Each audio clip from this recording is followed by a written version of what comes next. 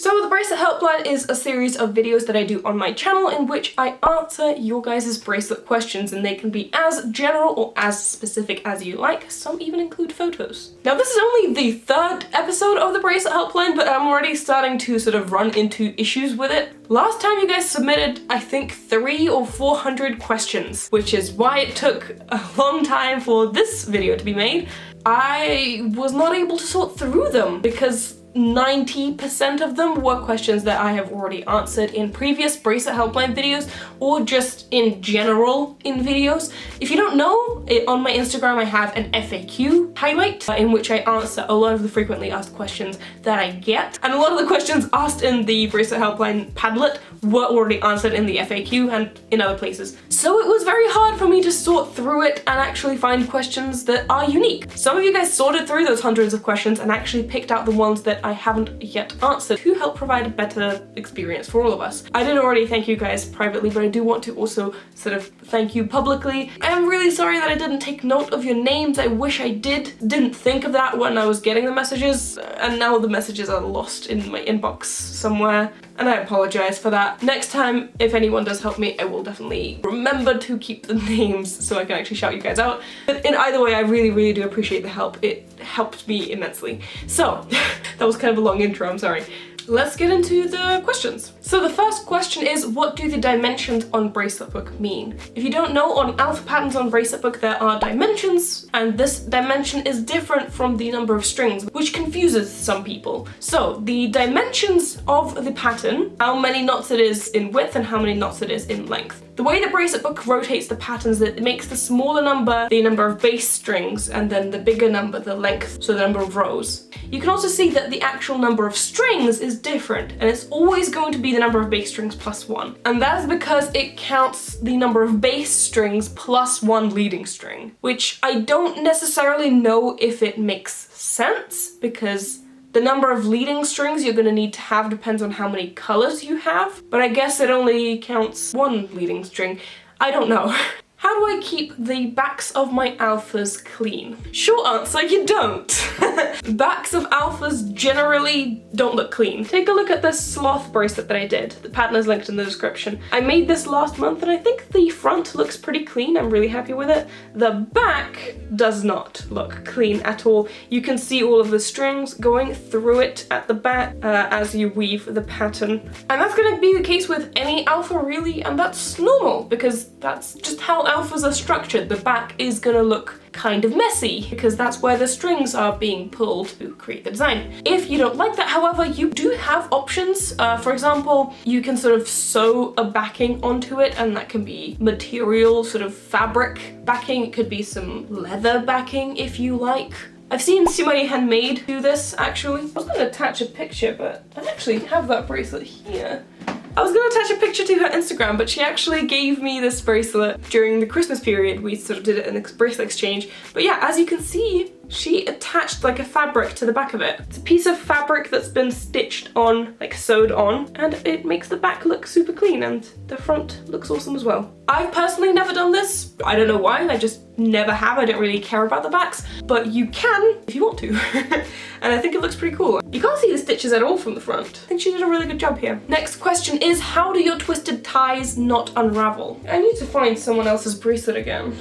I have a box of stuff that people send me, so I'm gonna look through to see an example maybe. Well, it just so happens that the example that I found is also by Simari. It's another bracelet that she gifted me a while back, and it's still knotted together because I wore it for a while. So I'm gonna unknot it and show you. Granted, I've worn this bracelet for a really long time, so the ties are gonna look kind of messy regardless, but you can see that her ties are kind of loose. Oh, they didn't look like this originally. As I said, I have worn it for a while, but you can see at the bottom, this is closer to the original. They are kind of loose, so you can sort of untwist them, I guess. The way that I do my ties, and I'll use this bracelet as an example, I twist them together really hard. And so when you try to untwist it, it just pops back into place, as you can see. Like, cool. So when I am twisting each strand individually, I first twist the strands really tight. And then when I twist them together, I also twist them super tight. It takes some time and some getting used to because it will start to unravel while you're doing it. So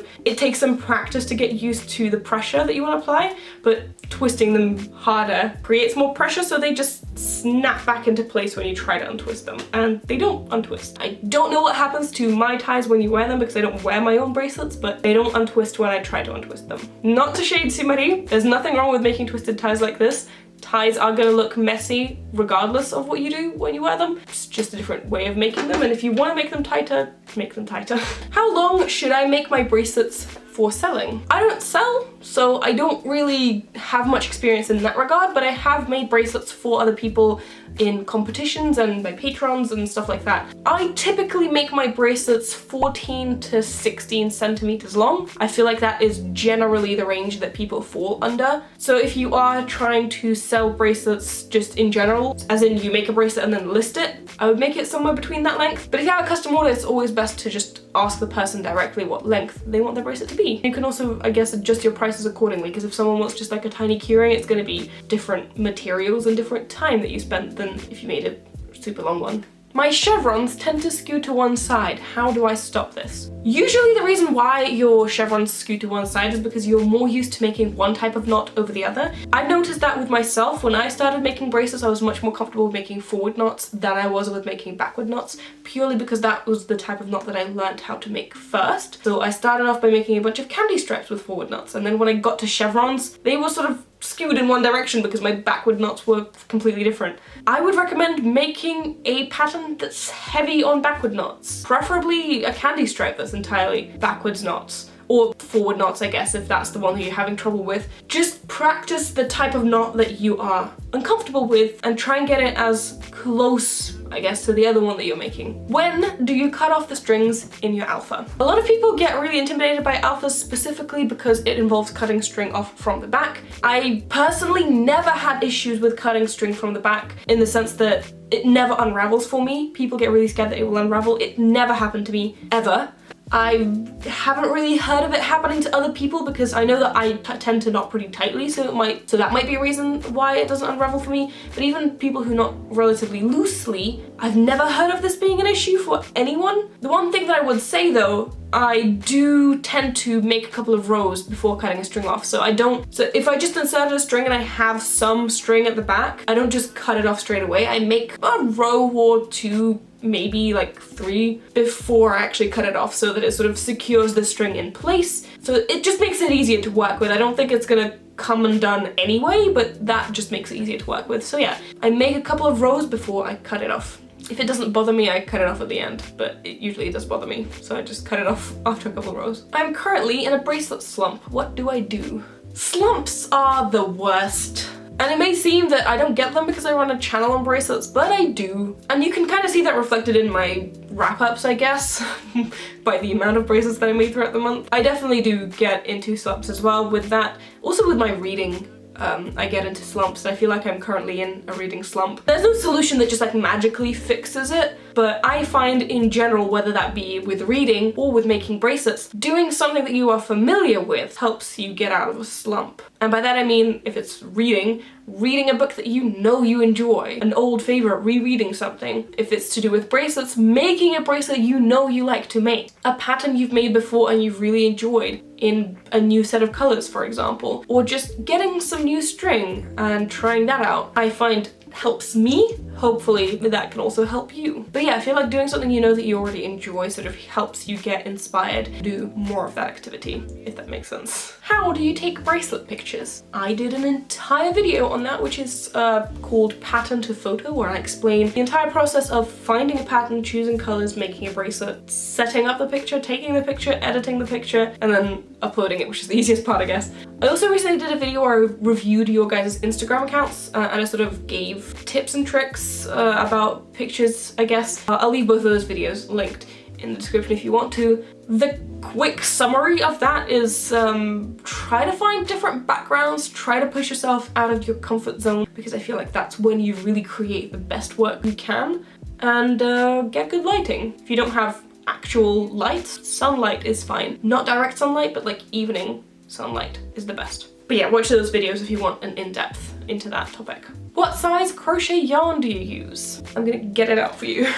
People ask me and I don't know what to tell them because I don't do crochet and thus I don't really understand the terminology, but the tag says this, which I assume means that it carries 2 to 3.5 needle size, or that you should use 2 to 3.5 needle size. I don't know if that's what you're asking, but hopefully it is. And if you're wondering what this is, it's a Forever Melange in the color 50835. I got that as a gift from someone because they don't sell it anywhere that I know. You can use other sizes of yarn. In fact, I have before. Let me get another one out. All right, the sparkly one is Alice South Simile in the color 6001, and it has the same symbol on the back and it says 2 to 4. So I assume this means needle size 2 to 4. As you can see, it's like a bigger thing and the string is thicker, but it does stretch quite significantly, and when you make knots with it, the knots do come out quite small. They don't come out the exact same size, but they do come out generally similar size. So in normal patterns, it's completely fine. In alphas, I find it to be okay as well.